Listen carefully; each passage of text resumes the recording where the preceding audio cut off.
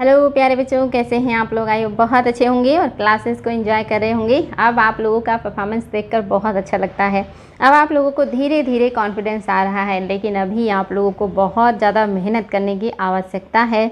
अभी और ज़्यादा कॉन्फिडेंस की ज़रूरत है। और आप लोग जब गलती होती है और उस समय जब सैड होते हैं तो बहुत ही खुशी होती है देख करके। बिकॉज सैड नहीं होना है, बल्कि खुश होना है कि हमें हर रोज़ नई चीज़ें मिल रही हैं जो हमें नहीं पता थी। हर रोज़ हमारे नॉलेज में नई चीज़ें जुड़ रही हैं। अब हम और ज़्यादा जो है नॉलेज वाले व्यक्ति बन रहे हैं, तो ये तो खुशी की बात है। ये दुखी होने की कोई मतलब बात ही नहीं है।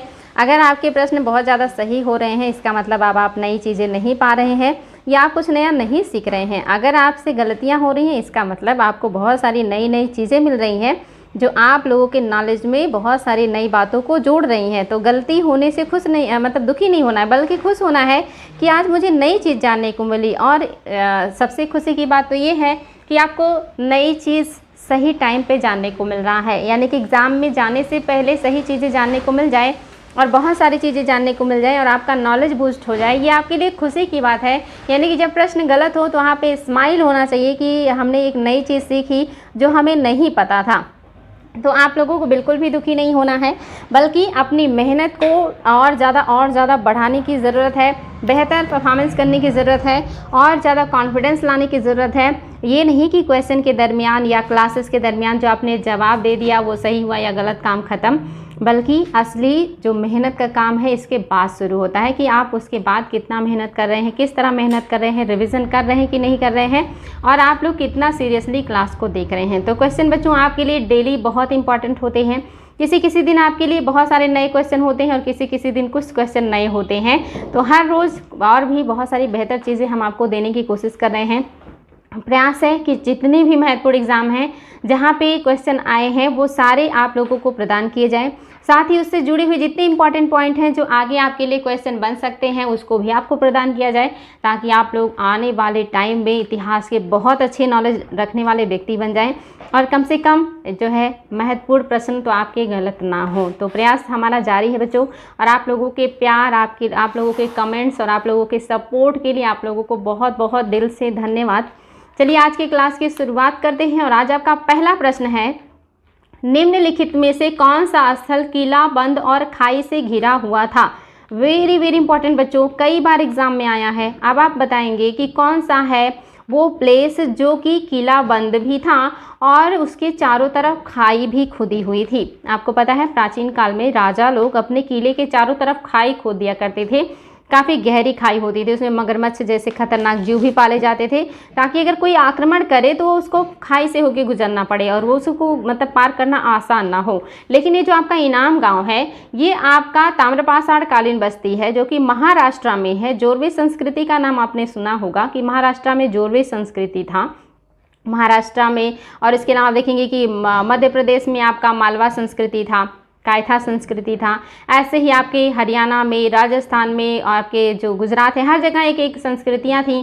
ये मैंने जो है ताम्रपाषाण कालीन जो मैंने क्लास पढ़ा है हिस्ट्री का, उसमें मैंने सारी चीज़ें बताई हैं। अगर आपने इसको पढ़ा होगा तो आपको पता होगा कि ताम्रपाषाण काल में मृदभांडों के आधार पर भारत के विभिन्न राज्यों में अलग अलग संस्कृतियों का विकास हुआ था और उसी के आधार पे वहाँ के मिट्टी के बर्तनों के आधार पर या मृदभांडों के आधार पे उस संस्कृति का नाम रख दिया गया था। तो याद रखिएगा बच्चों, कभी कभी एग्जाम में क्वेश्चन आ जाता है कि इनाम गांव कौन से संस्कृति से जुड़ा है, तो ताम्रपाषाण काल संस्कृति में जोरवे संस्कृति से है। ये भी क्वेश्चन आया है कि इनाम गांव जो है ये किस राज्य में पड़ता है। याद रखेंगे ये आपके महाराष्ट्र में है, महाराष्ट्र में है। और ये भी याद रखेंगे इसके साथ साथ इनाम गांव के साथ साथ दायमाबाद भी था। दायमाबाद और जो आपका इनाम गांव है ये दोनों में नगरीकरण के साक्ष्य पाए गए हैं। ये भी क्वेश्चन आया है कि कहाँ या कौन से ताम्रपाषाण कालीन बस्तियों में नगरीकरण का साक्ष्य पाया गया है। तो इनाम गांव और आपका जो है दायमाबाद है यहीं पर नगरीकरण का साक्ष्य पाया गया, यहाँ से शुरू हो गया था हमारे यहाँ नगरीकरण। तो बच्चों आपको बताना था कि कौन से प्लेस के चारों तरफ जो है किला है या किले से घेरा गया है, साथ ही उस किले के बाद खाई से भी वो प्लेस घिरा है। बहुत ही बढ़िया क्वेश्चन है बच्चों। आई होप आपने समझ लिया होगा कि आपका इनाम गांव जो है यही सही आंसर है। आपका दायमाबाद भी महाराष्ट्र का है, जोरवे संस्कृति का, दोनों पैरेलल है और दोनों जगह पे नगरीकरण शुरू हो गया था। वेरी वेरी इंपॉर्टेंट क्वेश्चन था बच्चों, जितने पॉइंट बताए वो सारे याद रखेंगे आप लोग। ताम्र पाषाणकालीन बस्तियां है ये। और नेक्स्ट हमारा जो क्वेश्चन है भी बहुत ही अच्छा है और ये भी एग्जाम में बार बार आता है। चलिए बच्चों देखते हैं आपका नेक्स्ट क्वेश्चन क्या है।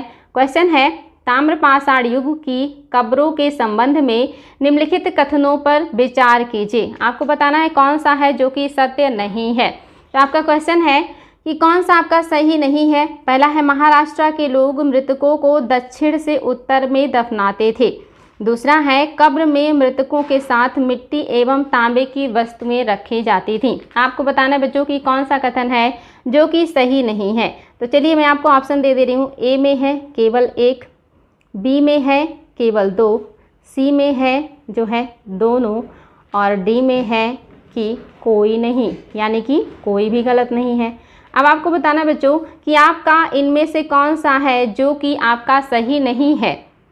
तो आई होप आपको ये पता होगा, बिकॉज ये बहुत ही महत्वपूर्ण है और आई थिंक ये एग्ज़ाम में इतना ज़्यादा आता था और इसलिए आपको पता भी होना चाहिए कि आपका कौन सा प्लेस था महाराष्ट्र में, या महाराष्ट्र में जो समाधान का तरीका था वो क्या दक्षिण से उत्तर दिशा में था, क्या कब्र में मृतकों के साथ मिट्टी तथा तांबे की वस्तुएं रखी जाती थी। और आई होप आपका आंसर सही होना चाहिए, बिकॉज ये बहुत इंपॉर्टेंट है और एग्जाम में बार बार आता है। तो आई थिंक आपको आंसर पता चल गया होगा। इसका जो ऑप्शन नंबर ए है केवल पहला जो है यही सही नहीं है, आपका दूसरा सही है। दूसरा सही है, आपका पहला सही नहीं है। देखिए बच्चों यहाँ जरा सा घुमाया है, ये दक्षिण से उत्तर दिशा नहीं होता था बल्कि उत्तर से दक्षिण होता था। आप सोच रहे होंगे कि कितना माइनर सा अंतर है। बिल्कुल उत्तर से दक्षिण होता था, यानी कि जो सर होता था वो उत्तर की तरफ होता था और जो इस व्यक्ति का पैर होता था वो दक्षिण की तरफ होता था। याद रखेंगे बच्चों, उत्तर से दक्षिण, दक्षिण से उत्तर नहीं, क्योंकि हम सर से लेते हैं तो सर उत्तर में होता था और पैर दक्षिण में होता था। दूसरा बिल्कुल सही है कि ताम्र पाषाण काल संस्कृतियों में बड़े पैमाने पे देखा गया कि लोगों की कब्रों के पास वस्तुएं, हथियार, औजार, खाने पीने की चीज़ें, आभूषण, ऐसे बहुत सारे सामान देखने को मिलते हैं। और ये क्वेश्चन भी बनता है कि क्या कब्रों से सामाजिक असमानता के बारे में पता चलता है। तो हाँ बिल्कुल, ताम्र पाषाण कालीन कब्रों से सामाजिक असमानता के बारे में पता चलता है। बिकॉज जो अमीर व्यक्ति होते थे उनके पास कीमती गहने, कीमती धातुओं के गहने, खाने पीने की अच्छी चीज़ें रखी जाती थी। और जो गरीब व्यक्ति होता था उसके पास जो गहने होते थे वो तांबे के होते थे, लोहे के होते थे, मिट्टी के बर्तन रखे जाते थे। तो इससे पता चल जाता था कि ये गरीब व्यक्ति रहा होगा, इसलिए इसके जो पास रखी गई सारी वस्तुएं हैं ये सस्ती हैं, और जिसके पास ज़्यादा कीमती चीज़ें पाई गई वो जरूर मतलब है अमीर रहा होगा। इससे पता चलता है कि ताम्र पाषाण कालीन संस्कृति में भी अमीर गरीब लोग पाए जाते थे। तो इस तरह की बातें भी क्वेश्चन में आ चुकी हैं बच्चों, याद रखेंगे। सामाजिक असमानता आपके ताम्र पाषाण काल संस्कृति में भी है, आपकी सिंधु घाटी सभ्यता में भी है। यानी कि पाषाण काल में ऐसी बातें नहीं थी, लेकिन ताम्र पाषाण काल से जब आदमी ने धातु ढूंढ लिया उसके बाद से असमानता देखने को मिलता है समाज में। चलिए बच्चों देखते हैं हमारा नेक्स्ट क्वेश्चन क्या है। नेक्स्ट क्वेश्चन है, जोरवे संस्कृति के बारे में कौन सा कथन है जो कि असत्य है। अभी हमने जोरवे संस्कृति के बारे में बात भी किया है और आई होप आप इसका आंसर बहुत अच्छे से दे सकते हैं। पहला है, जोरवे संस्कृति नगरीय संस्कृति थी। दूसरा है, यह संस्कृति पश्चिमी महाराष्ट्र में पाई जाती थी। तीसरा है, इनाम गांव में नगरीकरण पाया जाता था। अब आपको बताना है बच्चों इसमें से कौन सा है जो कि सही नहीं है, और इसका आंसर भी आप लोगों को बताना है। देखिए बच्चों कितना बढ़िया है, अभी मैंने जो व्याख्या आप लोगों को इसके पहले बताया है, अगर उस व्याख्या को आपने अच्छे से सुना है तो आप इसको बहुत अच्छे से सही कर सकते हैं। तो बताएंगे बच्चों कौन सा आंसर आपका सही है। मैं आप लोगों को थोड़ा टाइम दे रही हूँ ताकि आप सभी का आंसर जो है वो आ जाए और उसके बाद पता चले कि हाँ आप लोगों ने कितना अच्छे से समझा है। तो ये भी काफ़ी इंपॉर्टेंट प्रश्न है जो कि बार बार एग्ज़ाम में आते हैं और इसीलिए आपको ये चीज़ पता होना चाहिए। तो चलिए बच्चों बताते हैं आपका कौन सा है जो कि असत्य है, यानी कि सही नहीं है। तो आपका पहला स्टेटमेंट सही नहीं है, क्योंकि जोरवे संस्कृति नगरीकरण संस्कृति नहीं थी बल्कि ग्रामीण संस्कृति थी। आपकी जो ताम्र पाषाण कालीन संस्कृतियां हैं वो आपकी ग्रामीण संस्कृतियां हैं, वहाँ पे धीरे धीरे जो है नगरीकरण हुआ, लेकिन जोरवे संस्कृति एक ग्रामीण संस्कृति है।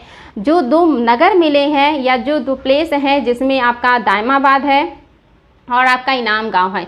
ये ऐसी बस्तियां थीं जो काफ़ी बड़ी थीं और जहां से धीरे धीरे नगरीकरण का साक्ष्य मिला है। यानी कि इनाम गांव में नगरीकरण पाया जाता था। दायमाबाद और इनाम गांव से नगरीकरण के साक्ष्य मिले हैं, सही है, लेकिन पूरी की पूरी जोरवे संस्कृति नगरी संस्कृति नहीं थी, बल्कि पूरी की पूरी जोरवे संस्कृति ग्रामीण संस्कृति थी जो महाराष्ट्र में फैली थी। लेकिन उसमें से कुछ बस्तियों में धीरे धीरे नगरीकरण शुरू हो गया था, जिसमें आपका एक है इनाम गांव और दूसरा है आपका दायमाबाद। दोनों में से जो भी ऑप्शन में हो, दोनों बातें सही हो जाएंगी। याद रखेंगे, ये दो बस्तियां ऐसी हैं जहाँ पे नगरीकरण अभी शुरू हो रहा था, शुरुआती दौर था, पूरी तरह से ये भी नगरीकृत नहीं था। ये चीज़ याद रखेंगे। तो नगरीकरण पाया जाता है, ये सही है, लेकिन नगरीय संस्कृति थी, ये गलत है। ये संस्कृति तो सिंधु घाटी सभ्यता में पाया गया है और यह संस्कृति पश्चिमी महाराष्ट्र में पाई गई है, ये बात बिल्कुल सही है। तो आपका सिर्फ और सिर्फ पहला गलत था और आपके लिए आसान भी है, 3 ही ऑप्शन में से आपको कोई भी बताना था। तो आपका पहला ही असत्य है। और क्यों असत्य है, आई होप आप लोग समझ गए होंगे। नेक्स्ट क्वेश्चन है बच्चा लोग, ताम्रपाषाण संस्कृति के संदर्भ में निम्नलिखित कथनों में से कौन सा गलत है। आपको बताना इनमें से कौन सा है जो ताम्रपाषाण काल संस्कृति के बारे में सही नहीं है। बढ़िया प्रश्न है बच्चों, बार बार एग्जाम में आया हुआ है, इसीलिए तो आप लोगों को सब डिस्कस किया जा रहा है।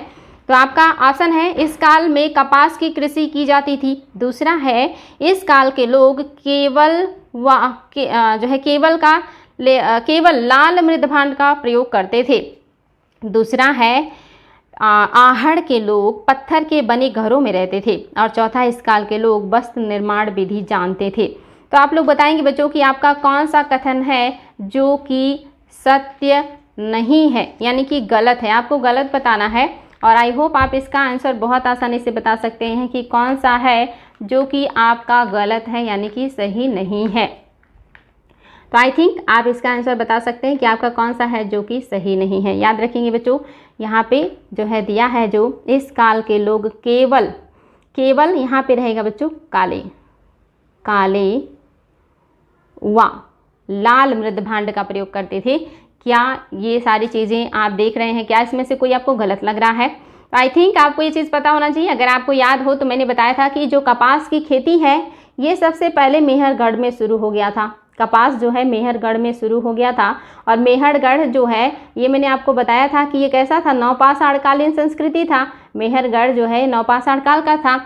तो अगर नवपाषाण काल में कपास उत्पादन होता था, उसके बाद आया आपका ताम्रपाषाण काल, तो जाहिर सी बात है कि उस काल के लोग कपास के उत्पादन से परिचित होंगे और सिंधु घाटी सभ्यता में इसका बड़े पैमाने पर उत्पादन हुआ और लोगों ने कॉटन के वस्त्र भी बनाए और उसको बड़े पैमाने पे दुनिया के अन्य क्षेत्रों में जो है निर्यात भी किया, जिसकी वजह से बहुत ज़्यादा फेमस हुआ। और सिंधु घाटी सभ्यता में कपास के लिए सिंडन शब्द का उपयोग किया यूनानियों ने।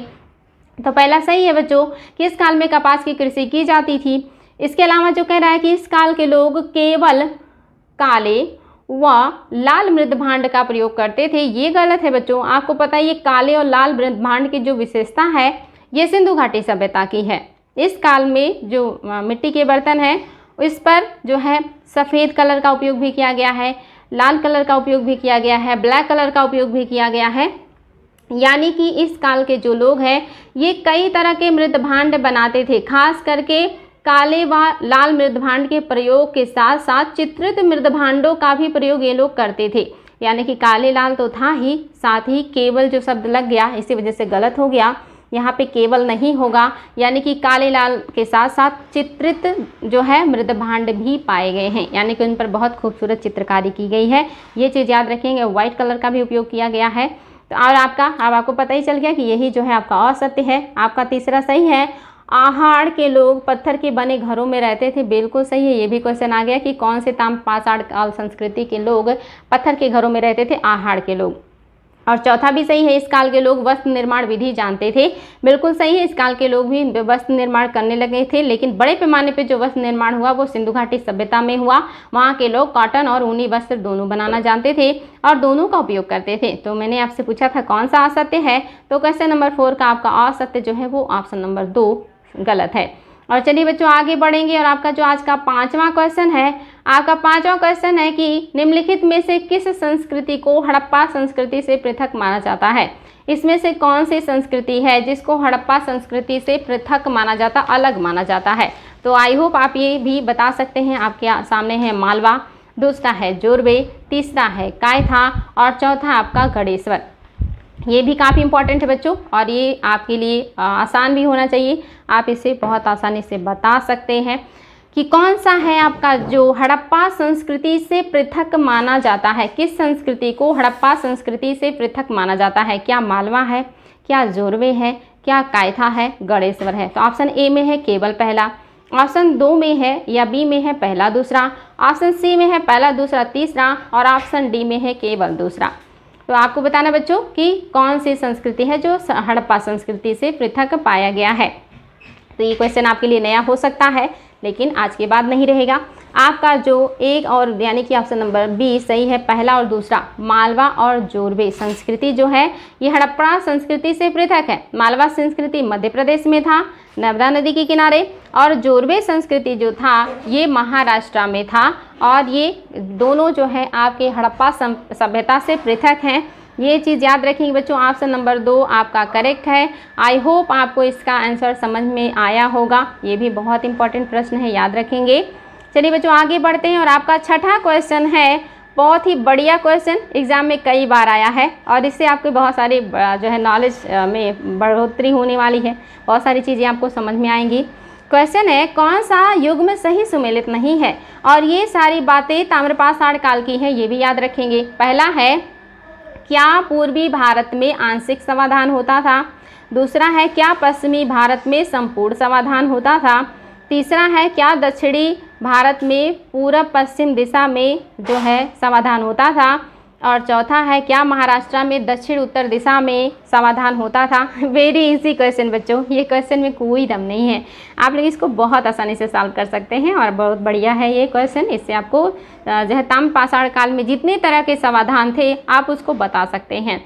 तो आपको बताना कौन सा सही नहीं है। बहुत ही आसान और बहुत ही बढ़िया क्वेश्चन, और आई थिंक आप लोगों को ये मज़ा आया होगा सॉल्व करके। जो बारीक चीज़ों को ध्यान देते हैं उनके लिए आंसर देना बहुत आसान होता है, और आप लोग भी उस बारीकी को धीरे धीरे समझ जाएंगे और फिर आप लोगों को बहुत अच्छी तरह से क्वेश्चन सॉल्व करने आ जाएगा। आई होप बच्चा लोग आपको पता चल गया होगा कि आपका ऑप्शन नंबर जो 4 है ये महाराष्ट्र, हमने इसके पहले ही बात किया, ये दक्षिण उत्तर नहीं है बल्कि क्या है, उत्तर से दक्षिण है। उत्तर में सर और दक्षिण में जो है पैर होता था। तो आपका जो है यही गलत है। ये बिल्कुल सही है कि जो पूर्वी भारत था ताम्रपाषाण काल संस्कृति में, वहाँ आंशिक समाधान था। आंशिक समाधान का क्या मतलब होता है बच्चों? जो शव होता है यानी कि जो डेड बॉडी होती है उसको क्या करते हैं, खुले में छोड़ देते हैं। खुले में छोड़ देते हैं और खुले में छोड़ने के बाद जो जानवर होते हैं उस डेड बॉडी को खा जाते हैं, और जब डेड बॉडी को खा लेते हैं तो उसमें जो थोड़ी बहुत हड्डियां बचती हैं उसी हड्डी को दफन कर देते हैं। इसी को आंशिक समाधान कहते हैं, जो कि ताम्रपाषाण काल संस्कृति में पूर्वी भारत में प्रचलित था। यानी कि जो आपका इंडिया का मैप है, अगर आप उसका जो है मैप बनाते हैं तो आपको पता चलेगा कि जो आपका पूर्वी भारत है, पूर्वी में आपका क्या है, आंशिक समाधान है। आंशिक समाधान है, याद रखेंगे। और आपके दक्षिण यानी कि महाराष्ट्र में क्या है, यहाँ पे जो मृतक का सर है वो उत्तर में होता था और जो उसका पैर होता था वो दक्षिण में होता था, इस तरह का था। और आपका जो दक्षिण है यहाँ पे क्या है, जो मृतक का सर है वो पूरब में है और जो उसका पैर है वो कहाँ है, पश्चिम की तरफ है। और जो आपका पूर्वी था इसमें आपने देख ही लिया, यहाँ पे आंशिक समाधान है। और जो आपका जो है पश्चिमी भारत है, यहाँ पे यानी कि यहाँ पे मृतक को दफनाया तो गया लेकिन उसको पूरी तरह से मिट्टी से ढक दिया गया, पूर्ण समाधान कर दिया गया। पश्चिम में पास से पश्चिम, पास से पूर्व, और आपका पूर्वी में आधारा लगा है तो ये पूर्वी में आपका क्या हो गया, आंशिक हो गया। और महाराष्ट्र का तो एग्जाम में बार बार पूछता ही है कि उत्तर से दक्षिण होता था और दक्षिण में जो है उस समय जो उपयोग किया जाता था वो आपका पूर्व में पश्चिम में किया जाता था। साथ ही ये भी याद रखेंगे बच्चों, जो आपका दक्षिण है यहीं पे जब बच्चे की मृत्यु हो जाती थी तो बच्चे को क्या करते थे ये लोग, कलश में, यानी कि जो कलश होता है इसी में बंद करके उसको दफना देते थे। क्योंकि बच्चे की जो आकृति है या जो शरीर का स्ट्रक्चर होता है वो छोटा होता था, तो उसके शव को जो है रख देते थे इसमें, और इसमें रख करके यानी कि कलश में रख करके मिट्टी के बर्तन में रख करके दफना देते थे। ऐसे भी कहाँ पे संस्कृति देखने को मिलती है? दक्षिण भारत में देखने को मिलती है। याद रखिए क्वेश्चन आ चुका है कि कौन सी संस्कृति में या भारत के किस क्षेत्र में छोटे बच्चे के शव को मिट्टी के बर्तन में रखकर दफन किया जाता था? तो दक्षिण भारत में। और ये क्वेश्चन भी आया कि कहाँ पे जो शव हैं इनको फर्श के नीचे, घरों के फर्श के नीचे ही दफन कर दिया गया है? तो ये आपके महाराष्ट्र में ही मृतकों को फर्श के नीचे, घर में ही फर्श के नीचे उत्तर से दक्षिण दिशा में रख करके दफन कर दिया जाता था। ये लोग शव को बाहर नहीं ले जाते थे, अपने घर में फर्श के नीचे दफन कर दिया करते थे। याद रखेंगे बच्चों, बहुत बढ़िया है। इससे आपको बहुत सारे डाउट जो है वो क्लियर हो गए होंगे। तो आई होप आपको पता चल गया कौन सा सही नहीं है। तो फोर्थ सही नहीं है, बाकी सारे आपके ऑप्शन सही हैं। ये सब आप लोगों को बहुत ही अच्छी चीज़ें जानने को मिली। क्वेश्चन है बच्चों नेक्स्ट, पाषाण काल से लेकर वैदिक काल तक के हुए सामाजिक परिवर्तनों के संदर्भ में निम्नलिखित में से कौन सा कथन सही नहीं है? यानी कि जो पाषाण काल से लेकर के वैदिक काल तक में जो सामाजिक परिवर्तन हुए थे, उस सामाजिक परिवर्तन के बारे में कौन सा है स्टेटमेंट जो कि सही नहीं है? बहुत ही बढ़िया क्वेश्चन है बच्चों, इससे आपका कॉन्सेप्ट क्लियर होगा। कॉन्सेप्ट क्लियर वाले करने वाले प्रश्न बहुत अच्छे होते हैं। आपके पास 4 ऑप्शन हैं। आपका पहला ऑप्शन क्या है? पुरापाषाण युग में समाज खाद्य संग्राहक था। क्या पुरापाषाण युग में मानव खाद्यान्नों का संग्रह करता था? दूसरा है, ताम्रपाषाण काल के लोग जमीन के ऊंचाई वाले भाग पर रहते थे और समाज खाद्य उत्पादक हो गया था। क्या इस काल में मनुष्य ऊंची जगहों पर रहने लगा था और खाद्यान्न का उत्पादन करने लगा था? तीसरा, क्या हड़प्पा काल का समाज नगरीय और अश्वारोही था? और चौथा है, क्या उत्तर वैदिक काल में वर्ण विभाजन स्पष्ट हो गया था? बहुत ही बढ़िया क्वेश्चन बच्चों, एकदम बढ़िया। आज की मुझे लगता है अब तक के प्रश्न में सबसे बढ़िया, बिकॉज ये कॉन्सेप्ट क्लियर करने वाला है तो सभी बहुत अच्छे, एग्जाम में बार बार पूछे जाते हैं, लेकिन ऐसा प्रश्न जो आपका दिमाग खोल दे, जो आपको बहुत सारी चीज़ें बता दे, जो आपके इतिहास के बारे में थोड़ी जानकारी को बढ़ा दे, ऐसा क्वेश्चन है ये। तो पाषाण काल से लेकर वैदिक काल तक को इस प्रश्न में इंक्लूड किया गया है। अब आपको बताना बच्चों कौन सा है जो कि सही नहीं है। तो पहला है, पुरापाषाण युग का समाज खाद्य संग्राहक था। बिल्कुल बच्चे, एकदम सही है। पुरापाषाण काल जो है, पुरापाषाण काल को जो है 3 भागों में बांटा गया था। निम्न पुरापाषाण काल, इसके अलावा मध्य पुरापाषाण काल और इसके अलावा उच्च पुरापाषाण काल। इन तीनों कालों में मानव क्या है? केवल उपभोक्ता है, केवल क्या है? कंज्यूमर है, कंज्यूमर है। इसके अलावा मध्य पाषाण काल में भी ये क्या है? कंज्यूमर है। उत्पादन करना कब सीखा है? तो ये कब सीखा है? नवपाषाण काल में। सिर्फ नवपाषाण काल ऐसा है जब मानव ने उत्पादन शुरू कर दिया था। बाकी नवपाषाण काल के पहले जितने काल आते हैं वो सारे मानव सिर्फ उपभोक्ता है, उत्पादन करना नहीं जानता है, यानी कि खाद्य संग्राहक है, खाद्यान्नों का संग्रह करता है। तो पहला पॉइंट तो बिल्कुल करेक्ट है बच्चों, ये गलत नहीं है, आपको गलत बताना है। दूसरा है, ताम्रपाषाण काल में लोग जमीन के ऊंचाई वाले भाग में रहते थे और समाज खाद्य उत्पादक हो गया था। बिल्कुल सही है बच्चों। अब धीरे धीरे जैसे जैसे मानव समझदार हुआ तो वो ज़मीन की ऊंचाई वाले भाग में रहेगा ताकि बाढ़ से, जानवरों से, हर चीज़ से सुरक्षा मिले। तो ऊंचाई वाली जगह पे रहता था मानव। बिल्कुल सही, गड्ढे में क्यों रहेगा?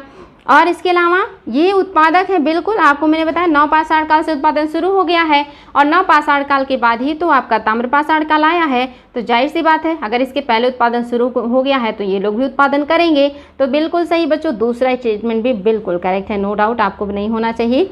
तीसरा क्या कह रहा है? हड़प्पा काल का समाज नगरीय है, नगरीय था। बिल्कुल सही है, नो डाउट, यही तो था जो नगरीकरण था। लेकिन ये अश्वारोही समाज था, ये तो सही नहीं है, क्योंकि आपको पता है अश्व के यहाँ से बहुत ही कम साक्ष्य मिले हैं, या कहीं गिने चुने 1-2 जगह से, कहीं से अस्थि, कहीं से जबड़े, ऐसे ही मिला है। जैसे आपने नाम सुना होगा सूरकोटदा जो कच्छ के रण में, यहाँ से घोड़े की अस्थियाँ मिली हैं। और आपने नाम सुना होगा राणा घुंडई का, राणा घुंडई से जो है घोड़े का जबड़ा मिला है। इससे पता नहीं चलता कि यहाँ बहुत बड़े पैमाने पे अश्व या घोड़े का उपयोग किया जाता था। लोग अश्वारोही थे, यानी कि उस पर बैठ करके काम किया करते थे, आवागमन करते थे। ऐसी बातें गलत हैं बिल्कुल। घोड़े को लेकर बड़ा अपवाद है, वहाँ पे बड़ा मतलब एक तरीके से कि मतभेद है। तो आपका गलत ही पूछा था, तो आपका ऑप्शन नंबर यही जो है ये गलत है क्वेश्चन के हिसाब से। और चौथा बिल्कुल सही है, उत्तर वैदिक काल में वर्ण विभाजन स्पष्ट हो गया था। मैंने आपको बताया भी है, अगर आपने डिटेल क्लास देखा है तो आपको बहुत अच्छे से समझ में आ जाएगा कि ऋग वैदिक कालीन, वैदिक काल जो है 1500 ईसा पूर्व से लेकर 600 ईसा पूर्व के बीच में है। अब उस वैदिक काल को 2 भागों में बांट दिया गया है, जिसमें आपका 1500 से 1000 ईसा पूर्व जो है ये क्या है, ये आपका ऋग्वैदिक काल है, और 1000 ईसा पूर्व से 600 ईसा पूर्व के बीच जो है ये आपका उत्तर वैदिक काल है। मैंने ये भी बताया था ऋग्वैदिक काल में समतामूलक समाज है, सभी को समान अधिकार है, महिलाओं को राजनीति और जमीन में या संपत्ति में अधिकार छोड़ के बाकी सारे अधिकार पुरुषों के पैरेलल मिले हुए हैं। लेकिन ज़मीन की अधिकारी ये कुछ कंडीशन में है, हमेशा नहीं है। जैसे विवाह नहीं करेंगी तो पिता की संपत्ति में मिलेगा, अगर पति की मृत्यु हो गई तो पति की संपत्ति में मिल जाएगा, अन्यथा संपत्ति में स्पष्ट अधिकार नहीं मिला। और राजनीति में भी इनके राजा बनने का या बड़े पोस्ट पे जाने का उल्लेख नहीं मिलता। तो राजनीति और संपत्ति का अधिकार छोड़ दे तो बाकी सभी जगह समतामूलक समाज है आपका वैदिक काल। और यहाँ पे वर्ण व्यवस्था जो है ये कर्म आधारित है, यानी कि यहाँ पे जो है जाति व्यवस्था नहीं आई है, कर्म के आधार पे लोग किसी भी वर्ण में जा सकते हैं। लेकिन उत्तर वैदिक काल में स्पष्ट रूप से वर्ण विभाजन हो गया कि शूद्र का बेटा शूद्र रहेगा, वैश्य का बेटा वैश्य रहेगा, ब्राह्मण का बेटा ब्राह्मण रहेगा, भले उनमें योग्यता ना हो। यानी कि कर्म नहीं बल्कि जन्म आधारित हो गया वर्ण व्यवस्था, और बिल्कुल अस्पष्ट विभाजन हो गया कि इसको कोई बदल नहीं सकता और यही चलता रहेगा। और वही आज तक चलता रहा है। आज भी हमारे समाज में उसी सब त्रुटियों की वजह से इतनी बुराइयाँ, इतनी जो है छुआछूत, इतना ज़्यादा वर्ग विभेदन, इतना ज़्यादा गंदे दृष्टिकोण हमारी डेवलप हो गई है उच्च जातियों की निम्न जातियों के प्रति कि वो बदलने का नाम नहीं ले रहा है। तो ये सारी चीज़ें बच्चे जो आई हैं वो शुरू हो गया उत्तर वैदिक काल में। धीरे धीरे गुप्त काल आते आते इन सब ने अपनी सबसे जटिलतम रूप धारण कर लिया, जिसको समाप्त करते करते पूरा का पूरा जो है आधुनिक इतिहास समाप्त हो गया और वर्तमान का इतिहास भी चल रहा है। और अभी भी ये चीज़ें समाज से नहीं गई। फिलहाल तो आपका ऑप्शन नंबर जो 3 है ये गलत है, बाकी सारी बातें बिल्कुल सही है बच्चों। क्यों सही है ये भी मैंने आपको बता दिया। चलिए नेक्स्ट क्वेश्चन है, निम्नलिखित में से कौन सा ग्रंथ ब्राह्मण वणिक की स्थिति का वर्णन करता है। Very very nice, very very important, very very बढ़िया क्वेश्चन, क्योंकि ये रिपीट क्वेश्चन है, मैंने आप लोगों को इसके बारे में बताया है। तो आप बताएंगे पुरानी क्वेश्चन की व्याख्या के आधार पे कि कौन से ग्रंथ में जो है ब्राह्मण व्यापारी का उल्लेख मिलता है। पहला है महाभारत, दूसरा है रामायण, तीसरा है शिल्पाधिकारम, चौथा है मृच्छकटिकम। तो बताएंगे बच्चों कौन सा है वो क्वेश्चन, या मतलब इस क्वेश्चन का क्या है आंसर। तो ये आपके लिए काफ़ी बढ़िया क्वेश्चन है, आई होप आप इसको बता सकते हैं। Very easy, very important question, क्योंकि आपको ये मैंने बताया है इसलिए। तो आई थिंक आप इसका आंसर ढूंढ लिए होंगे। चलिए बच्चों एक और क्वेश्चन है आप लोगों से, बताइएगा मुझे कि जो आपका महाभारत है इसे जय संहिता कब कहा जाता था, यानी कि कितने श्लोक थे इसमें जब इसको जय संहिता कहा जाता था। वेरी वेरी इंपॉर्टेंट है। महाभारत का मूल नाम क्या था, जय संहिता था। और जय संहिता कितने श्लोक थे महाभारत में तब इसको कहा गया था। ऑप्शन ले लीजिए, आप लोगों को ऑप्शन दे रहे हैं कि 8000 श्लोक था तब इसको जय संहिता कहा जाता था, या जब इसमें 24,000 श्लोक हो गया तब इसको जय संहिता कहा गया, या जब इसमें 1,00,000 श्लोक हो गए तब इसको जय संहिता कहा गया था। तो बताएंगे बच्चों कौन सा ऑप्शन है जो आपका सही है, जय संहिता कब कहा गया था महाभारत को। तो आपकी इस क्वेश्चन का जो आंसर है जिसमें ब्राह्मण वणिक या व्यापारी का वर्णन है वो आपका है मृच्छकटिकम। शूद्रक के मृच्छकटिकम में ब्राह्मण व्यापारी और गणिका की प्रेम कथा का वर्णन है, और आपका यही ग्रंथ है जो कि व्याख्या करता है। शिल्पाधिकारम का जो लेखक है ये भी कमेंट कीजिएगा बच्चों। Very very important question, Tamil महाकाव्य है, ये एग्ज़ाम में अनगिनत बार आया है और मैंने आपको इसको पढ़ाया भी है। तो बताएंगे आप लोग मुझे शिल्पाधिकारम का राइटर कौन है, और आपके इस क्वेश्चन का आंसर आपको पता चल चुका है। और महाभारत को जय संहिता कब कहा जाता था, जब इसमें 8000 श्लोक थे। जब इसमें 24,000 हो गए तब ये कहलाया आपका भारत, और जब इसमें 1,00,000 हो गया तब ये कहलाया महाभारत। ये सारी बातें याद रखेंगे बच्चों, वेरी वेरी इंपॉर्टेंट। और शिल्पाधिकारम का जो लेखक है बहुत ही इम्पॉर्टेंट, आई होप आप लोगों ने इसका आंसर जो है वो प्राप्त कर लिया होगा। इलंगो आदिगल, इन्होंने ही लिखा है शिल्पाधिकारम। वेरी वेरी इंपॉर्टेंट, ये है तमिल महाकाव्य। चलिए बच्चों नेक्स्ट क्वेश्चन देखते हैं। रेशम बुनकरों की श्रेणी का उल्लेख निम्नलिखित में से किस अभिलेख में मिलता है। ये क्वेश्चन भी कई बार एग्जाम में आ चुका है। पहला है मंदसौर अभिलेख, दूसरा है भीतरी अभिलेख, तीसरा है जूनागढ़ अभिलेख और चौथा है प्रयाग प्रशस्ति। तो बताएंगे बच्चों आपके कौन से अभिलेख में मिलता है रेशम बुनकरों की श्रेणियों का उल्लेख, और आपको ये चीज़ पता होना चाहिए वो कौन सा अभिलेख है। और यहाँ पे जितने अभिलेख लिखे हैं इन सब के बारे में मैंने बताया है कि कौन सा अभिलेख किस राजा से जुड़ा है, किस अभिलेख में किस चीज़ का वर्णन है, कौन सा अभिलेख क्यों महत्वपूर्ण है।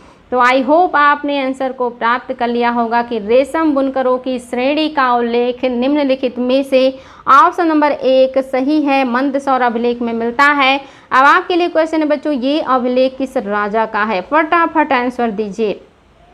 भीतरी और जूनागढ़ ये दोनों आपको पता है किसका है, स्कंदगुप्त का है, स्कंदगुप्त का है बच्चों, याद रखेंगे। जिसमें से भीतरी से शकों के यानी कि साम्राज्य में घुस आने का मतलब पता चलता, आक्रमण का उल्लेख मिलता है, और जूनागढ़ से पता चलता है कि इन्होंने उनको हरा दिया था। याद रखेंगे बच्चों, वेरी वेरी इंपॉर्टेंट है आपका, इन्होंने हराया था इसका उल्लेख जूनागढ़ में मिलता है, और शकों ने आक्रमण किया था इस बात का उल्लेख भीतरी से मिलता है। और दोनों से संयुक्त रूप से देखेंगे तो शकों के आक्रमण के बारे में हूणों के आक्रमण के बारे में पता चलता है, यानी कि दोनों से आक्रमण के बारे में पता चलता, एक से पता चलता कि उन्होंने आक्रमण किया है, और दूसरे से पता चलता कि उन्होंने हरा दिया, यानी कि स्कंदगुप्त ने हरा दिया था।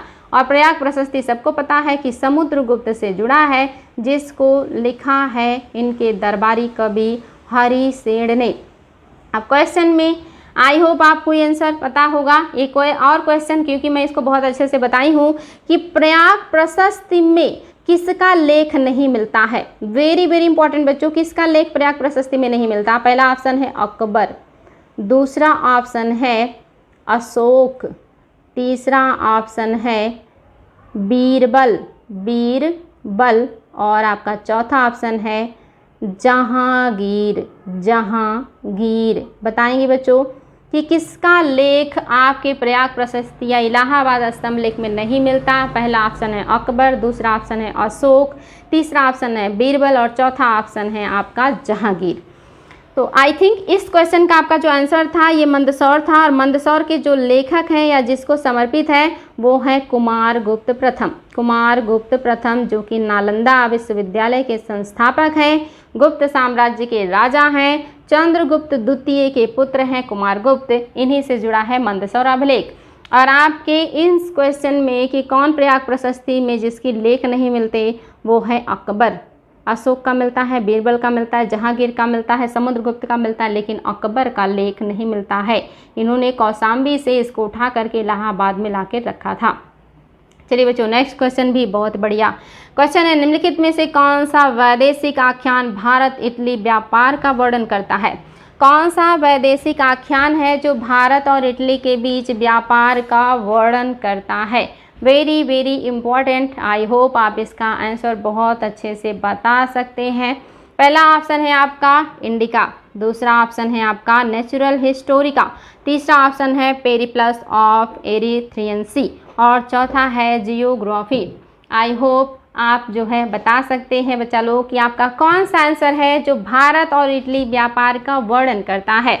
और ये भी बहुत ही बढ़िया क्वेश्चन है, और ये आप लोगों के लिए नया भी होगा मुझे पता है, लेकिन आपके लिए खुशी की बात है कि आपको नई नई चीज़ें जानने को मिल रही हैं। ये एग्ज़ाम में नया ना लगे, यही हमारा प्रयास है बच्चों। अभी आपको जितना नया बात मिले उतना ही आपकी खुशी की बात है, क्योंकि जब नया जानेंगे तभी तो सीखेंगे, तभी तो आपका प्रोग्रेस होगा।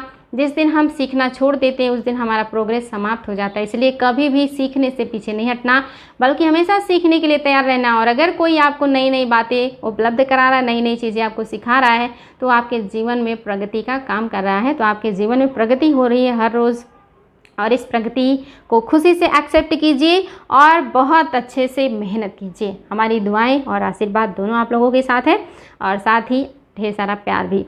तो बच्चों, आई होप आप लोगों को आंसर पता चल गया होगा कि वैदेशिक आख्यान भारत और इटली व्यापार का वर्णन कौन सा ग्रंथ करता है। याद रखेंगे कौन सा ग्रंथ करता है।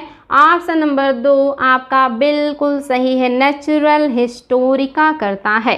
और नेचुरल हिस्ट्री या नेचुरल हिस्टोरिका प्लिनी की पुस्तक है, ये बात भी याद रखेंगे, वेरी वेरी इम्पॉर्टेंट है। चलिए बच्चों, देखते हैं आपका अगला प्रश्न क्या कह रहा है, और ये प्रश्न भी बहुत ही बढ़िया है और आपके लिए बिल्कुल नया।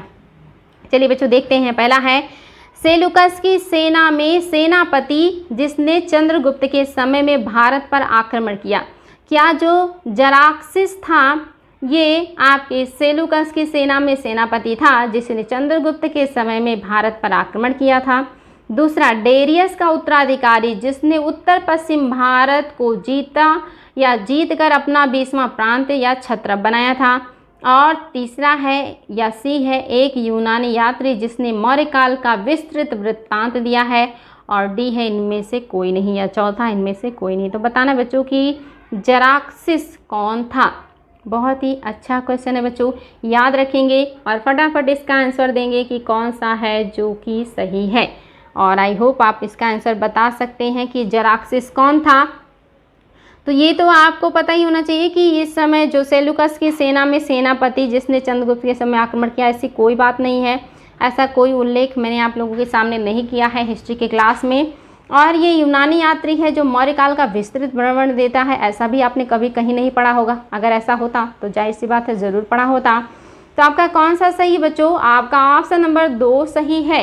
वेरी वेरी इंपॉर्टेंट, ये चीज़ याद रखेंगे। जराक्सिस ईरान के एकेमियन शासक डेरियस का उत्तराधिकारी था जिसने भारत के उत्तर पश्चिम भाग को अपने 20वें प्रांत या छत्रप के रूप में जोड़ लिया था। और ये बहुत ही इंपॉर्टेंट है, याद रखेंगे, वेरी वेरी इंपॉर्टेंट। और आपका जो है ये क्वेश्चन काफ़ी इंपॉर्टेंट है और आपके लिए नया भी हो सकता है। नेक्स्ट क्वेश्चन है बच्चों, आप लोगों का कौन सा कथन है जो कि असत्य है, यानी कि सही नहीं है। आपको असत्य कथन बताना है। पहला ऑप्शन है आपका, मनुस्मृति का संकलन 300 ईसा पूर्व से 200 ईस्वी के मध्य हुआ था। दूसरा है, पुरातत्ववेत्ता बीबी लाल ने हस्तिनापुर का उत्खनन कराया है। और तीसरा है, महाभारत की कथा का केंद्र कुरु तथा पांचाल नामक राज्य थे। अब आपको बताना है बच्चों इसमें से कौन सा स्टेटमेंट है जो कि असत्य है। और ये क्वेश्चन भी आप लोगों के लिए इम्पॉर्टेंट है और इससे भी आपको पता होना चाहिए कि कौन सा है जो कि आपका सही नहीं है। तो याद रखेंगे बच्चों कौन सा सही नहीं है। तो आपका जो ऑप्शन नंबर फर्स्ट है ये सही नहीं है, क्योंकि मनुस्मृति का जो संकलन है ये 200 ईसा पूर्व से 200 ईस्वी के बीच हुआ है, इसलिए आपका ये पहला स्टेटमेंट जो है यही गलत हो गया। दूसरा सही है, पुरातत्वविद बीबी लाल ने हस्तिनापुर का उत्खनन कराया था। और चौथा भी सही है कि महाभारत की कथा का केंद्र कुरु तथा पांचाल नामक राज्य हैं। तो ये सारी बातें आपको याद होनी चाहिए। पहला जो है ये गलत हो गया क्योंकि यहाँ पे जो सन है ये गलत दिया हुआ है। नेक्स्ट क्वेश्चन है बच्चों, पाषाण कालीन जीवन के संदर्भ में निम्नलिखित में से कौन सा कथन सही है। पाषाण काल के बारे में पूछ रहा है कि उस समय के जीवन के बारे में कौन सा कथन है जो सही है। पहला है, भारतीय उपमहाद्वीप में नवपाषाण काल के प्राचीनतम बस्ती पाकिस्तान के सिंध प्रांत से मिला है। दूसरा है, चित्रकारी का विकास मध्य पाषाण काल में हुआ जिसका प्रमाण भीमबेटका स्थित चित्रित गुफा से मिलता है। तीसरा है, उत्तर पश्चिम में कश्मीर नवपाषाण संस्कृति में पत्थर तथा हड्डी के तरह तरह के सूक्ष्म पाषाण का अभाव देखता है। और चौथा है जो है बुरझा होम, यहाँ होना चाहिए बच्चों बुर्ज होम के लोग जो है रुखड़े तथा धूसर मृदभांड का प्रयोग नहीं करते थे। आपको बताना बच्चों कि कौन सा स्टेटमेंट है इनमें से जो कि आपका सही है, यानी कि कोई एक ही है जो कि आपका सही है, यानी कि बाकी आपके सही नहीं होंगे। आपको बताना है बच्चों कौन सा कथन है जो पाषाण काल के जीवन के बारे में सत्य है। तो आई थिंक आप इसका आंसर बता सकते हैं। जो कह रहा है कि भारतीय उपमहाद्वीप में नवपाषाण काल का प्राचीनतम बस्ती पाकिस्तान के सिंध प्रांत में मिला है, ये आपका क्या हो गया, गलत हो गया, क्योंकि पाकिस्तान के सिंध प्रांत में नहीं बल्कि बलूचिस्तान में मिला था। बलूचिस्तान याद रखेंगे, बलूचिस्तान से मिला था। बलूचिस्तान में जो मिला था वो क्या था, मेहरगढ़ ही था जो बलूचिस्तान में था, इसलिए आपका पहला गलत हो गया। दूसरा कह रहा है चित्रकारी का विकास मध्य पाषाण काल में हुआ, ये गलत है। मैंने आपको बताया था उच्च पुरा पाषाण काल में शुरू हुआ था और ये सबसे प्राचीन काल था। अगर उच्च पुरा पाषाण काल ऑप्शन में नहीं है तो मध्य पाषाण काल सही हो जाएगा। अगर ऑप्शन वाले क्वेश्चन होंगे, कूट वाले होंगे, तो फिलहाल यहाँ पे सीधा सीधा कह रहा है कि नहीं शुरू ही हुआ मध्य पाषाण काल में, तो इसलिए गलत हो गया। ये उच्च पुरा पाषाण काल में शुरू हुआ था, इसलिए आपका दूसरा भी गलत, पहला भी गलत, दूसरा भी गलत। तीसरा क्या कह रहा है कि उत्तर पश्चिम में कश्मीर नवपाषाण संस्कृति में पत्थर तथा हड्डियों के तरह तरह के सूक्ष्म पाषाण का अभाव दिखता है। तो ये बात सही है बच्चों, ये इम्पॉर्टेंट है कि उत्तर पश्चिम में कश्मीर नवपाषाण काल संस्कृति में पत्थर तथा हड्डी के तरह तरह के सूक्ष्म पाषाण का अभाव है। ये तो बिल्कुल सही है बच्चों, वेरी वेरी इंपॉर्टेंट। और आपका चौथा भी गलत है, क्योंकि बुर्ज़होम के लोग रुखड़े और धूसर मृदभांड का प्रयोग नहीं करते थे। यानी कि ये जो कह रहा है कि नहीं करते थे, ये गलत है। यानी कि वो लोग प्रयोग करते थे, रुखड़े एवं धूसर मृदभांड का प्रयोग करते थे। इसलिए आपका चौथा भी गलत हो गया। आपका मात्र तीसरा ऑप्शन सही है और कोई एक ही सही बताना था, तो तीसरा सही है, बाकी सारे गलत हो गए। नेक्स्ट क्वेश्चन है बच्चों, ये भी बढ़िया क्वेश्चन है। दीघ निकाय और महावस्तु नामक साहित्यिक रचनाएं निम्नलिखित में से किसके बारे में बताती हैं? दीघ निकाय और महावस्तु नामक जो साहित्यिक रचनाएं हैं किसके बारे में वर्णन करते हैं? पहला, विभिन्न प्रकार के व्यवसायों के बारे में। दूसरा है विभिन्न मूर्ति कलाओं के बारे में। तीसरा है विभिन्न प्रकार के मृदभांडों के बारे में। चौथा है उपर्युक्त में से कोई नहीं। तो बताएंगे बच्चा लोग, दीघ निकाय और महावस्तु नामक साहित्यिक रचनाएं निम्नलिखित में से किसके बारे में बताती हैं? और ये आप लोगों को पता होना चाहिए, बिकॉज ये बहुत है इम्पॉर्टेंट आप लोगों के एग्ज़ाम के दृष्टिकोण से। तो बताएंगे बच्चों कौन सा स्टेटमेंट है जो कि आपका सही है। और ये भी आपके लिए बढ़िया प्रश्न था और आपके लिए ये नया प्रश्न भी है, तो आपको बता देना है, फटाफट आंसर दीजिएगा। और आपका ऑप्शन नंबर ए बिल्कुल करेक्ट है। विभिन्न प्रकार के व्यवसायों के बारे में वर्णन मिलता है। दीघ निकाय का मतलब होता है बड़े उपदेशों का संग्रह। और आप देखेंगे सूत्र पिटक के प्रथम 5 निकायों या संग्रहों पर ही आधारित है आपका जो दीघ निकाय है। और इसमें 2 दर्जन से अधिक व्यवसायों का उल्लेख मिलता है। ये चीज़ भी याद रखेंगे, 2 दर्जन से अधिक व्यवसायों का उल्लेख इसमें देखने को मिलता है। और जो महावस्तु है इसका मतलब होता है बड़ी घटना या बड़ी कहानी। यानी कि प्रारंभिक बौद्ध धर्म की जो लोकोत्तरवादी विद्यालय शैली का एक लेख है ये। और यह स्वयं को जो है बौद्ध मठ संहिता की ऐतिहासिक भूमिका रूप में वर्णित करता है। और इसमें भी कम से कम 36 प्रकार के व्यवसायों का उल्लेख है। यानी कि 2 दर्जन से भी अधिक जो व्यवसाय हैं इनका उल्लेख आपके दीघ निकाय में है। और 36 व्यवसायों का उल्लेख कम से कम मिलता है आपके महावस्तु में। याद रखेंगे बच्चों, बहुत इंपॉर्टेंट है। आपका ऑप्शन नंबर ए बिल्कुल या फर्स्ट बिल्कुल सही है। चलिए बच्चों आगे देखते हैं। प्राचीन भारत में शिलालेखों की भाषा और लिपियों के संदर्भ में कौन सा कथन है जो कि आपका सही है? प्राचीन भारत में शिलालेखों की भाषाओं और लिपियों के बारे में कौन सा सही है? पहला है प्राकृत भाषा का प्रयोग सामान्य लोगों द्वारा किया जाता था।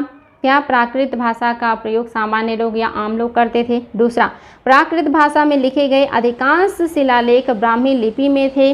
क्या प्राकृतिक भाषा में लिखे गए अधिकांश जो शिलालेख थे वो प्राकृत भाषा में थे? और चौथा, अफगानिस्तान के शिलालेखों में अरामाइक एवं यूनानी लिपियों का प्रयोग नहीं हुआ था।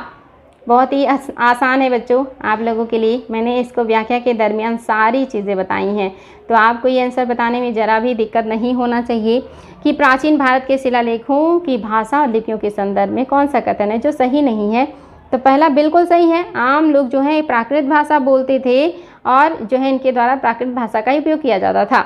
और प्राकृत भाषा को जो लिखने की जो है लिपि है वो ब्राह्मी लिपि है। ये भी बहुत सही है, बिल्कुल। भारत में ज़्यादातर जो लिपियां हैं जिनका उपयोग किया गया वो ब्राह्मी ही हैं और प्राकृत भाषा का उपयोग भी भारत में ही हुआ है। तो प्राकृत भाषा का आम लोग उपयोग करते हैं और इसमें लिपि ब्राह्मी उपयोग में किया गया है। और इस बात का उल्लेख कालिदास के जो है नाटक है उनसे भी पता चलता है कि उसमें उच्च वर्ण के लोग संस्कृत बोलते हैं, महिलाएं और सामान्य वर्ग के लोग जो है वो प्राकृत बोलते हैं। इस हिसाब से भी आपका दूसरा बिल्कुल सही है। और जो तीसरा कह रहा है कि अफगानिस्तान की शिलालेख में अरामाइक और यूनानी लिपियों का प्रयोग नहीं हुआ है, ये गलत हुआ है। यहीं पर तो प्रयोग हुआ है, अफगानिस्तान में ही तो अरामाइक और यूनानी लिपियों का प्रयोग हुआ है, इसलिए तीसरा सही नहीं है बच्चों। बाकी आपके ऊपर के दोनों ऑप्शन सही थे और ये बहुत आसानी से आप जो है बता सकते हैं और बता सकते थे, या कहिए कि आपको ये पता रहा होगा क्योंकि मैंने व्याख्या में इसको बताया था। नेक्स्ट है बच्चों, इरिथ्रियन सी या जो है इरिट्रियन एक यूनानी नाम था। इरिट्रियन या इरिथ्रियन एक यूनानी नाम था जिसका प्रयोग किया जाता था। इरिथ्रियन जो यूनानी नाम था इसका उपयोग किसके लिए किया जाता था? पहला है मिट्टी के घड़े के लिए, दूसरा है लाल सागर के लिए, तीसरा है योद्धा के लिए, चौथा है आसपास के नौकायन के लिए। तो बताएंगे बच्चों, इरिट्रियन या इरिथ्रियन यूनानी नाम था जिसका उपयोग किसके लिए किया जाता था? आपके लिए नया है लेकिन बहुत इंपॉर्टेंट है बच्चों, इसीलिए आप लोगों को ये प्रदान किया गया है। तो आपको बताना है कि कौन सा जो है इसका सही आंसर हो जाएगा। तो इसका आंसर जो है ऑप्शन नंबर 2 बिल्कुल करेक्ट है। लाल सागर के लिए इरिथ्रियन शब्द का इस्तेमाल किया जाता था, ये चीज़ याद रखेंगे। और ये ग्रीक नाम है लाल सागर का, Erythraean. Erythraean very very important बच्चों, ये चीज़ याद रखिएगा, आपके लिए नया है लेकिन महत्वपूर्ण है। नेक्स्ट है पूरा लिखने में निम्नलिखित में से किसका अध्ययन होता है? पूरा लिखने में यानी कि जो पूरा लेख होते हैं उसमें हम किसका अध्ययन करते? पूरा लेख में, यहाँ लिखने नहीं होना चाहिए, पूरा लेख होना चाहिए। पूरा लेख में निम्नलिखित में से किसका अध्ययन किया जाता है, ये बताना है आपको। पूरा लेख में निम्न में से किसका अध्ययन किया जाता है? पहला है शिलालेखों का, दूसरा है प्राचीन एवं मध्यकालीन हस्तलेख का, तीसरा है मानचित्र निर्माण का, चौथा है साहित्यिक ग्रंथ सहित भाषा के इतिहास का। तो बताएंगे बच्चों कौन सा है जो पूरा लेख से संबंधित है। और मैंने आपको पहले ही बताया था कि पूरा लेख का अध्ययन हम किस में करते हैं और ये आपको बताना है और ये आपके लिए बहुत ही महत्वपूर्ण है। आई होप आपने आंसर को प्राप्त कर लिया होगा। पूरा लेख शिलालेखों का अध्ययन है। शिलालेख पत्थर, धातु व मिट्टी के बर्तनों जैसे सख्त सतहों पर उत्कीर्ण होते हैं। इसमें आमतौर पर उन लोगों की उपलब्धियां, गतिविधियां या विचारों को अभिव्यक्त किया गया है जो है समाज से जुड़े हुए थे, जैसे राजा का पराक्रम, जैसे धार्मिक संस्थाओं के बारे में, जैसे महिलाओं के बारे में, पुरुषों के बारे में, दान के बारे में, ऐसे बहुत सारी चीज़ों का उल्लेख शिलालेखों में किया जाता था। इसी को कहा जाता था पूरा लेख अध्ययन, यानी कि पूरा लेख अध्ययन आपका क्या हो जाएगा? तो ये आपका ऑप्शन नंबर फर्स्ट बिल्कुल सही बच्चों, सारी बातें याद रखेंगे, बार बार एग्जाम में आए हैं। फिर आपको बताना बच्चों कौन सा सुमेलित नहीं है। और ये क्वेश्चन आई थिंक रिपीट हुआ है और रिपीट क्वेश्चन तो बिल्कुल गलत नहीं होना चाहिए। क्या गांधार कला कुषाण काल से जुड़ा है? क्या जूनागढ़ शिलालेख रुद्रदामन का है? क्या मिलिंद पन्हो मिनेंडर का है? क्या तक्षशिला का लेख जो है ये पतिक का है? तो बताना बच्चों इसमें से कौन सा है जो कि सुमेलित नहीं है। और ये क्वेश्चन बहुत इम्पॉर्टेंट है और ये आपको पता भी होना चाहिए कि आपका कौन सा है जो कि सही नहीं है। और आई थिंक आपने इसको ढूंढ लिया होगा। बहुत ही बढ़िया क्वेश्चन है। आपको पता है बच्चों कि गांधार कला का विकास, ये क्या है? गांधार कला क्या है? मूर्ति कला है। गांधार कला का विकास और मथुरा कला का विकास कुषाणों के काल में हुआ। कुषाणों ने इनको संरक्षण दिया, पहला सही है। दूसरा कह रहा है जूनागढ़ शिलालेख रुद्रदामन द्वितीय ने लिखाया है, यही तो गलत है। रुद्रदामन द्वितीय नहीं है बल्कि रुद्रदामन फर्स्ट हैं। इतनी बारीक चीज़ों पे ध्यान नहीं जाता, देखिए ऐसे ही गलतियाँ होती हैं। जूनागढ़ शिलालेख रुद्रदामन प्रथम का है और मिलिंद पन्हो मिनेंडर का है, इसमें कोई डाउट नहीं है। और साथ ही आपका तक्षशिला लेख पतिक का है, पहले ही बता चुकी हूँ। तो आपके सभी सही हैं, बस जूनागढ़ जो शिलालेख है ये रुद्रदामन फर्स्ट का है, द्वितीय का नहीं है, इसलिए आपका दूसरा ऑप्शन गलत है।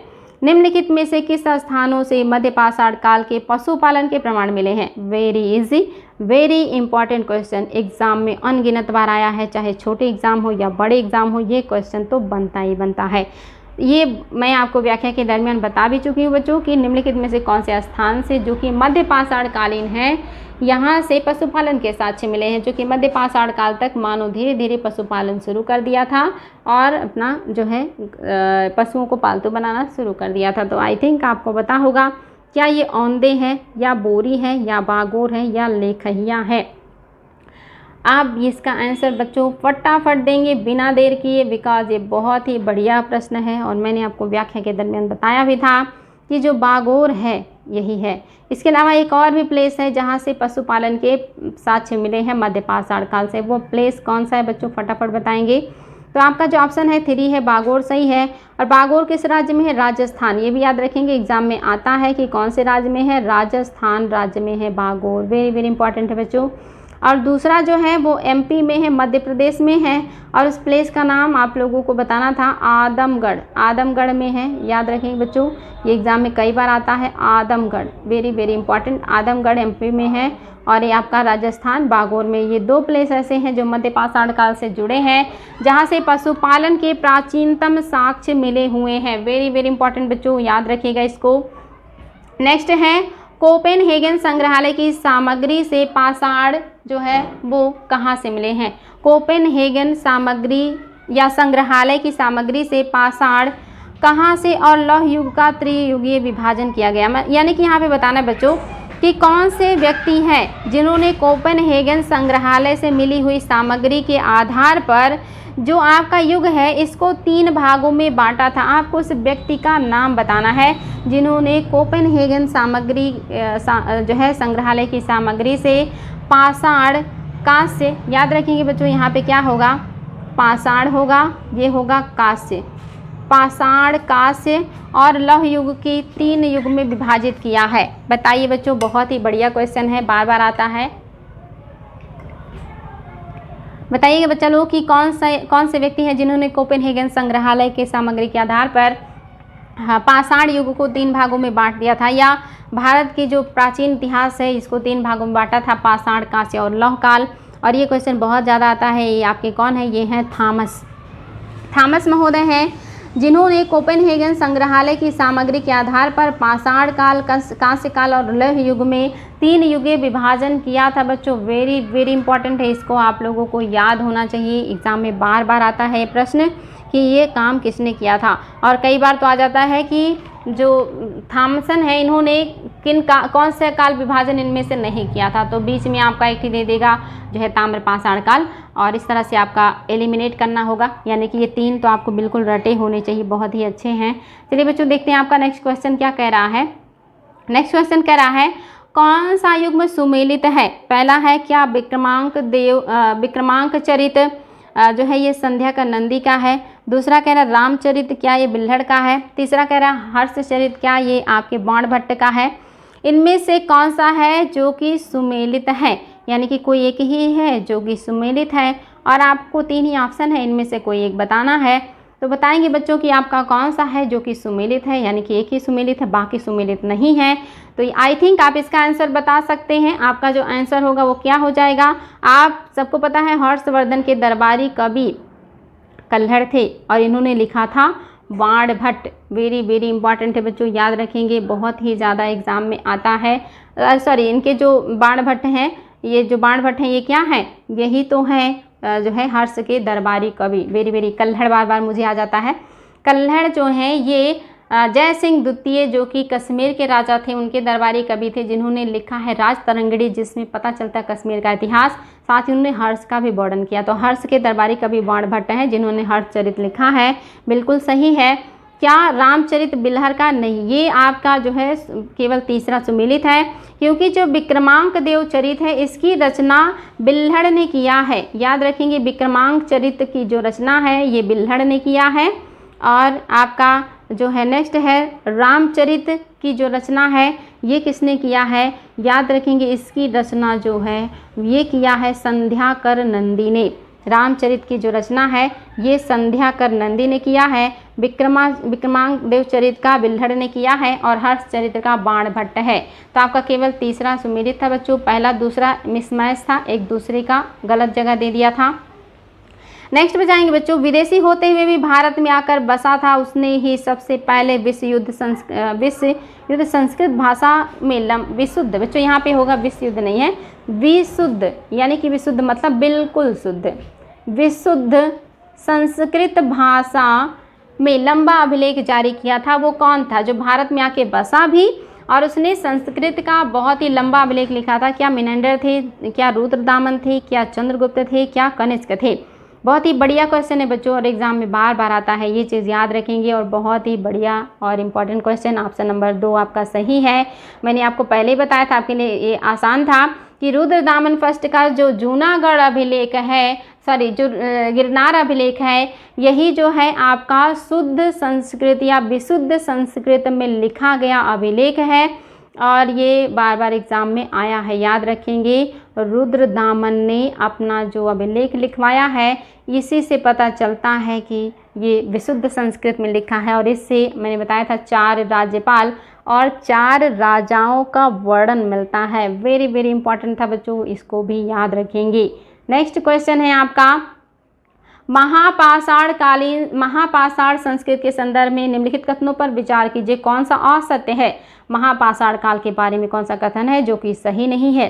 पहला है, महापाषाण कालीन लोग बसने के लिए एवं शव को दफनाने के लिए पहाड़ियों की ढलान की पर शरण लेते थे।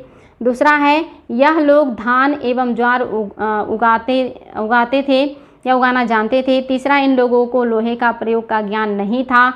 और चौथा है, महापाषाण काल में आंशिक समाधान की पद्धति का जो है विस्तार था या लोग ऐसी जो है संस्कृतियों से परिचित थे। तो आपको बताना है बच्चों कौन सा है जो कि आपका असत्य है। और आई थिंक आप इसको बहुत आसानी से बता सकते हैं कि कौन सा आपका असत्य है। तो पहला जो कह रहा है कि महापाषाण लोग बसने के लिए एवं शव को दफनाने के लिए पहाड़ियों की ढाल पर शरण लेते थे, ये आपका बिल्कुल सही है। तो असत्य क्या है। दूसरा कह रहा है ये लोग धान एवं ज्वार उगाना जानते थे। तो ये सिर्फ धान और ज्वार नहीं, इसके साथ साथ रागी की खेती भी किया करते थे। यानी कि ये लोग क्या करते थे, रागी की खेती भी करते थे। धान के अतिरिक्त ये लोग रागी की खेती करते थे। यहाँ पे जो दे दिया है आपका ज्वार, ये ऑप्शन में नहीं होना चाहिए, इसीलिए आपका दूसरा जो है ये गलत हो गया है। ये धान के अतिरिक्त रागी की खेती करते थे और इन लोगों को लोहे के प्रयोग का ज्ञान नहीं था। ये आपका जो स्टेटमेंट है ये क्या है, आपका असत्य है। याद रखेंगे बच्चों, असत्य है, यानी कि आपका ये भी असत्य है। ये यानी कि यहाँ पे आपके 2 स्टेटमेंट गलत हो गए बच्चों। आप इन लोगों को लोहे के प्रयोग का ज्ञान नहीं था, ये गलत है। इन लोगों को लोहे के प्रयोग का ज्ञान था। और महापाषाण में आंशिक समाधान की पद्धति प्रचलित थी। ये तो मैंने अभी आप लोगों को बताया था कि ये लोग आंशिक समाधान भी करते थे, पूर्ण समाधान भी करते थे, उत्तर दक्षिण में भी करते थे, पूर्व पश्चिम में भी करते थे। ये सारी चीज़ें आप लोगों को मैंने पहले भी बताया। तो यहाँ देखेंगे बच्चों 2 असत्य हो गया आपका, ये दोनों असत्य हैं और पहला और चौथा आपका बिल्कुल सही है। चलिए बच्चों नेक्स्ट देखते हैं, हमारा जो अगला क्वेश्चन है ये आपका सेकेंड लास्ट क्वेश्चन क्या कह रहा है। तो आपका जो सेकेंड लास्ट क्वेश्चन है ये आपका बोल रहा है कि एक ही कब्र में 3 मानव कंकाल निकलते थे या निकले हैं। कौन सा वो प्लेस है जहाँ से एक ही कब्र में से 3 मानव कंकाल एक साथ पाए गए हैं। ये क्वेश्चन भी मैं करा चुकी हूँ। क्या ये सराय नहर राय है या ये दमदमा है या महादहा है या लंगनाज है। तो बताएंगे बच्चों कौन सा प्लेस है और जहाँ से मिला है आपका 3 मानव कंकाल। और ये क्वेश्चन चूँकि रिपीट हुआ है इसलिए आपको ये चीज़ बिल्कुल पता होना चाहिए। बहुत ही बढ़िया है, इम्पॉर्टेंट है। याद रखेंगे आपका जो ऑप्शन नंबर डी है, सॉरी 2 है, ये आपका सही हो जाएगा। जो आपका दमदमा है यहीं से आपके 3 कंकाल मतलब मानव कंकाल साथ में पाए गए हैं और इसलिए आपका ऑप्शन नंबर 2 सही है। बाकी आपका मतलब उस हिसाब से करेक्ट है। चलिए आज का आपका लास्ट क्वेश्चन है और काफ़ी बढ़िया क्वेश्चन है। बागोर साइट के संबंध में कौन सा कथन सही नहीं है। पहला है यह राजस्थान में अवस्थित है। दूसरा है इसके विशुद्ध मध्य पाषाण पार्क जो है भांड चरण के होने से संबंध है। और हमारे पास जो है 5365 से लेकर 3775 ईसा पूर्व की अवधि की कार्बन तिथियां हैं इसके बारे में।